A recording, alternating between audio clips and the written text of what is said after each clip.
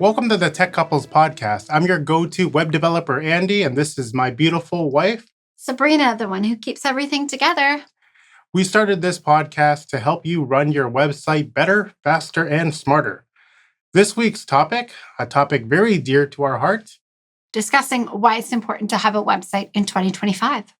Let's start with an interesting fact.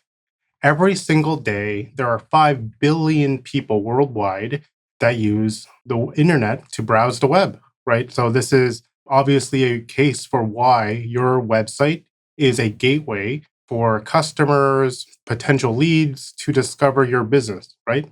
Yeah, I couldn't agree more. I mean, the matter of a fact of how many people browse the internet can just show you the importance of having a website, because if you're not on the internet, how can someone come across your website? Yeah, so I want to start with explaining a couple key reasons, specifically why you need a website. Number one, credibility, right? You might encounter somebody, it might be at a conference, it might be at a meeting, it might just be down the street. You'll tell them about your business, and the very first question they'll ask you, hey, do you have a website I can visit? Sometimes you might say, hey, you know what, I'm working on it, it's something in the pipeline. And just like that, you lose a lot of credibility when you don't have a website that can showcase your portfolio, right? For sure. I mean, when someone asks you that question, I've asked people that question, and I've thought to myself, how serious are they about their company if they don't even have a website? How do they expect people to understand what they're doing, what they're selling, whether it be a service, whether it be a product? How serious are they? So, I Mhm. mean, on that note, coming across a website, there is so many positivities that can come with a website, but there's also so many different hurdles. So let's dive into some of the positivities that can come with having a website. Yeah. So a major one is you have full control over the complete customer experience for your website. A lot of people might have other avenues such as social media, something like that. But the issue with that is you don't have full control, right? For You sure. don't control, hey, this is how a customer checks out of the experience. You don't have full control over, hey, setting up a customized subscription system that makes specific sense for you, right? So it's really that control factor that's a huge benefit, right? Yeah, I mean, exactly like you were stating, even there's social media, but depends on where you are worldwide. Not everyone can get a hold Hmm. of your social media. Some different countries ban social medias, where if you have a website, then people worldwide can be able to check out your product and your service a lot more accessible that way. Yeah, yeah. So your website really is a complete global experience, right? Whereas social media can be banned from certain regions. The US is going through a funny thing right now with TikTok. We'll see how that goes, right? Hmm. Another major benefit of a website is search engine optimization, For right? sure. So especially if you're this pertains specifically if you're a more local business, but oftentimes if somebody looking for a specific service right now, what they'll do is they'll Google, the service, right? They might type into Google, like an auto detailer near me or a beauty stylist near me, or enter in city name and hairstylist, right? So if your website is not somewhere on the first or second page when they're looking, yeah, you might as well not exist, right? For sure. I couldn't agree with that more. Like we were discussing, social media is great. There's lots of different advertising there. People can see images a lot easier, but that doesn't touch all generations. All generations, some of them older, they only use the internet. They only want to go on Google. They don't understand the social media platforms. So there's benefits to both sides, but having a website, like you were saying, is a lot more customizable. I mean, did you want to dive into some of the different platforms that involve building a website and how it's operating and running? Yeah, yeah. So, when you want to build a website, probably the first thing you want to do is choose the right CMS for you. That stands for Content Management System. So it's not 1999 anymore, where to build a website you have to build or pull up a code editor and start doing everything with HTML. No, building a website nowadays can be relatively easier than it used to be. There's a lot of platforms out there: Shopify, WordPress, Wix, Squarespace. They all have some of their pros and cons. We've been doing websites for quite some time now. I can give you some insight because at the end of the day, there isn't a perfect platform.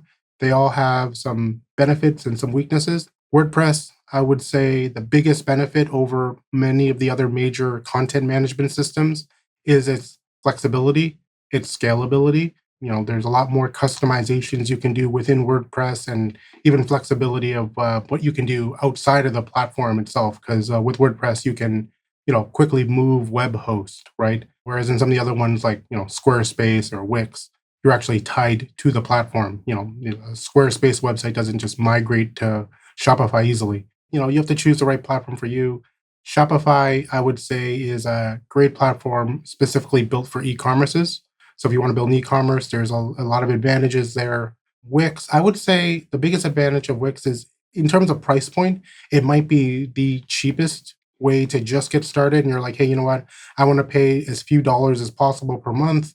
Wix might be for you. Yeah, so I think it shines there. Squarespace actually is my first website. Was built in Squarespace some time ago, and I would say I think it does images really well.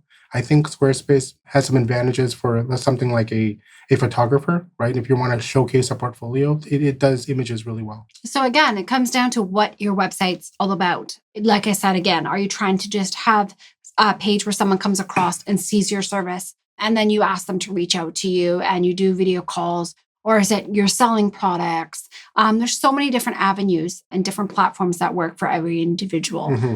Yeah. We've definitely also heard a lot of reasons from business owners for why they don't have a website.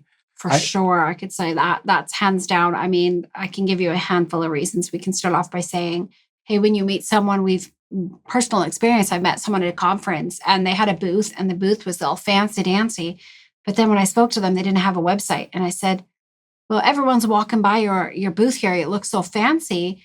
But, when they leave, they're going to forget about the fanciness and they just want to look at your website and there's no website there. So just what's the reason for this? Oh, I don't even know how to go about that. I have social media. I thought that's good enough. No, it doesn't. Like I said earlier, get to the reach. I mean, that's one example. I mean, and you have a few other that you've had experience with too? Yeah. There's a lot of reasons people come up with. It's too expensive. Yeah, we've heard that one. It's definitely a common one. Sometimes with a website, you'll have to do customizations that you just can't do on your own. Just clicking buttons available through the basic editor. You might have to click the advanced button suddenly when you're building your website. And then from there, you might have to do some custom coding. Yeah. So, the expensive thing, what I understand it's a cost. Building a website is a cost. Maintaining it is a cost. But to completely scale your business, to have that full control, I think is completely worth it. You want to have that experience. But that being said, it doesn't have to completely break the bank. No, Right. for sure. It doesn't have to be this fancy dancy thing. I mean, just getting started, getting going is the most important thing. I mean, the fact that you're even here looking at this option, that's great. That shows that you want to build your business and scale your business. So, I mean, you're in the right avenue, in the right headspace that way, for sure. Just start small to continue growing your business for it to be large. Yeah. Another excuse I've heard from business owners is, I don't have time. I don't have time. That's a big one. I don't have time because I'm running around doing this, running around doing that.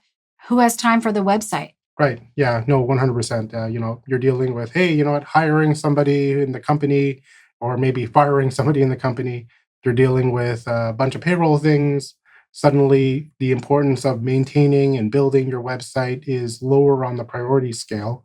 But like I said, for the website, it's important to try to make the time that you can, because with that website, you really want that full control. And even if you want to spend, hey, a week, 2 weeks building it, then suddenly at least you'll have that channel for lead generation, right?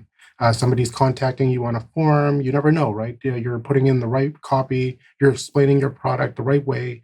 Suddenly there might be people interested in signing up for your newsletter. So you can at least start that lead generation process, right? Yeah. So I would definitely say, in my eyes, that is the number one important thing in running an online business or sales, showing what you offer, the services and products, is just knowing that it's online on the website. You have everything showcasing what you do. It doesn't need to be this fancy dancy thing, just getting going, Yeah. starting off. hmm Yeah, and I would say another reason that sometimes business owners are hesitant on a website is probably one of the more common reasons nowadays is, hey, I'm already on Instagram. I'm already on social media. Why do I need a website? For that, I definitely do want to question, just relying solely on social media. And it's, You might have a successful product on Instagram, but the issue is Instagram controls it, right? If you ever have a dispute with Instagram, if there's ever an issue with Instagram, suddenly you don't have a way to reach your customers, right? That might be 10,000 followers, but that's 10,000 followers on Instagram, right?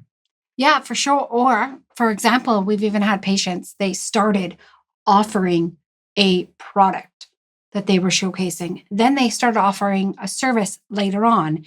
Then they started offering teaching classes later on. We experienced that, and they thought they could all run this through social media. It started getting too many different things. They had 3 or 4 social media accounts running for under the same branch. Why not start a website, have it all neat and clean and all right there? So some patients that your clientele are looking to do this, they want a service. Some you're looking to teach. All of it is under one website. So it's easy for people to understand. And the reach that you're getting, someone could have looked at your service and thought, oh, you know what? I could use this. They didn't see your 3rd or 4th Instagram, but on the website, it's all right there. Mhm. All the services that you're offering, products, teaching, whatnot it may be. Right. Yeah. And my biggest advice for when you're first starting with the website is definitely the most common website that people want to build is they actually show me a link to the Apple website. Yes, clean, simple, very easy to navigate. Right. Yeah. They'll show me a link to the Apple website and they're like, hey, look at how cool this or how clean everything is. And look at this fancy animation on the homepage. The spinning phone, all that jazz. Yeah. I would say, hey, you know what? For sure. Let's all aim to have a website as beautiful as Apple, but you can definitely start small too, right? Just start with, hey, a simple page. Just start with a simple page. That's your goal. A website, simple page, maybe a contact form at the bottom, maybe just a link to your email or your phone number, something like that. Keep it simple, right? Keep it as simple as possible, launch it, and then you can always make changes afterwards, right? For sure. And continue growing, starting small and growing your business from there. Right. Yeah.